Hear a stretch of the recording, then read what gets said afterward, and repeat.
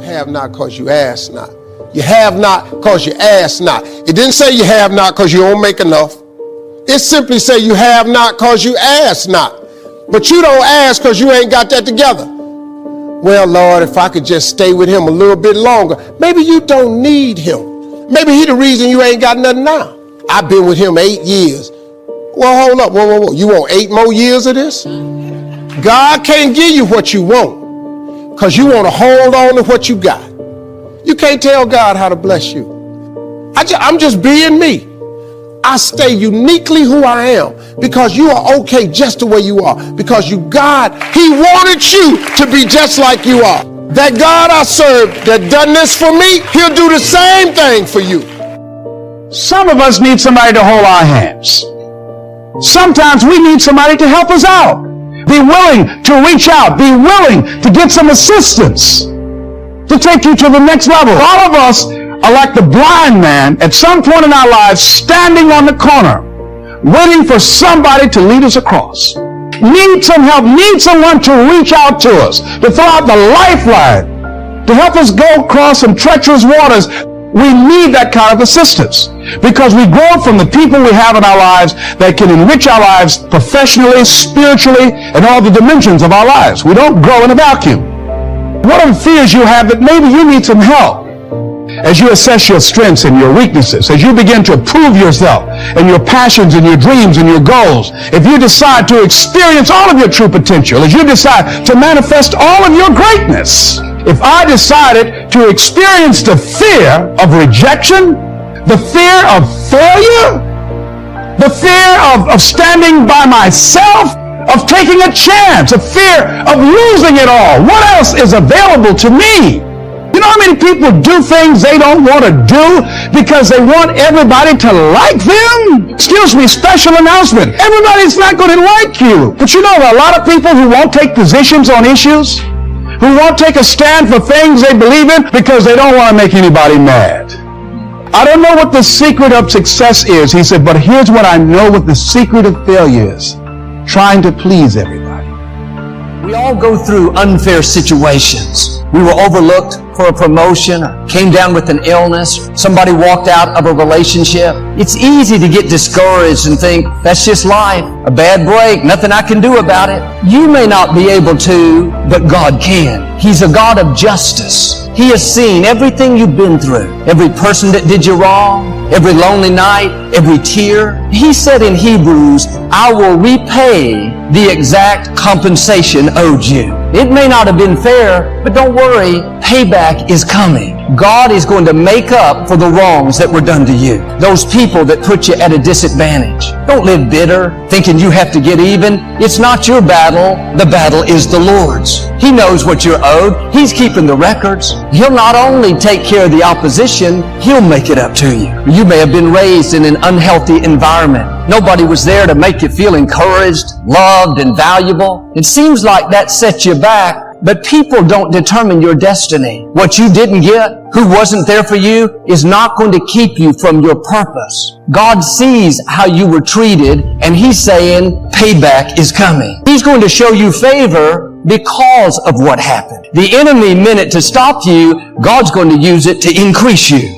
He's going to open new doors, bring opportunity, joy, fulfillment that you wouldn't have seen if that had not happened. Instead of being discouraged, turn it around. Father, thank you that payback is coming. I know you're on the throne. You're fighting my battles. You're my vindicator. Because you honor God, because you're keeping Him first place, you have an advantage. You're on His payroll. Now quit living worried, thinking you're falling behind. Those people at work left you out. Now you could never get to where you want to be. God is in control. One touch of His favor will catapult you ahead. He knows how to move the wrong people out of the way. They may be stopping you now, but they're not going to stop you your whole life. Why? Payback is coming. Keep doing the right thing when the wrong thing is happening. You are not working under people, you are working under God. When you know you're on His payroll, you don't get upset when unfair things happen, discouraged because somebody's treating you badly,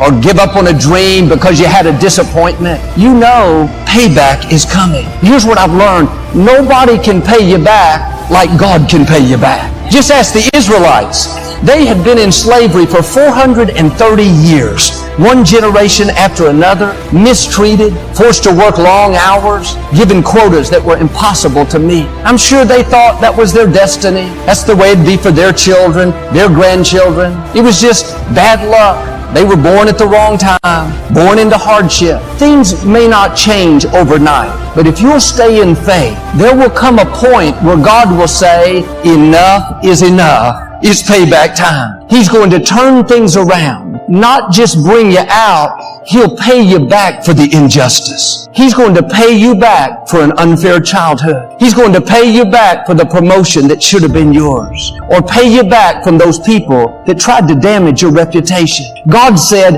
I have seen the afflictions of my people. I have heard their cries, and I am coming down to deliver them.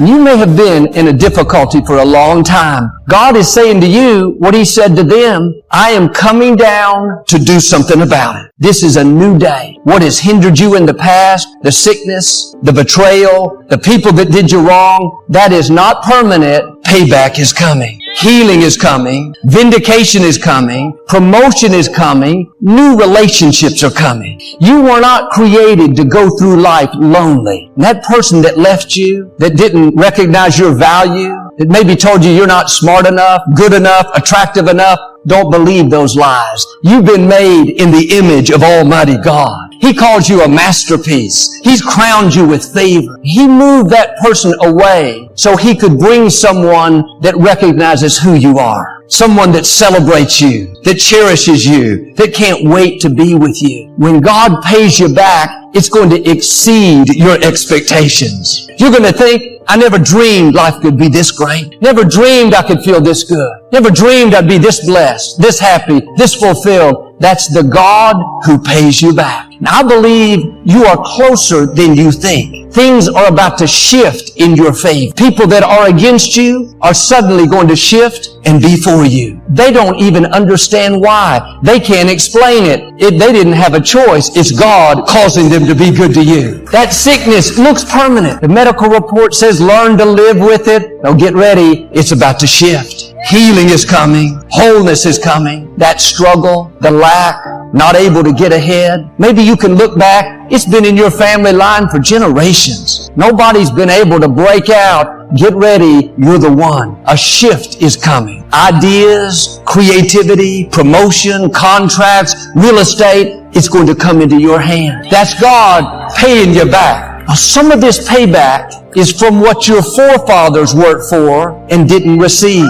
They weren't treated right. They weren't respected, given what they deserved, but God has all the records. He knows what your family is owed. You're going to come into generational payback.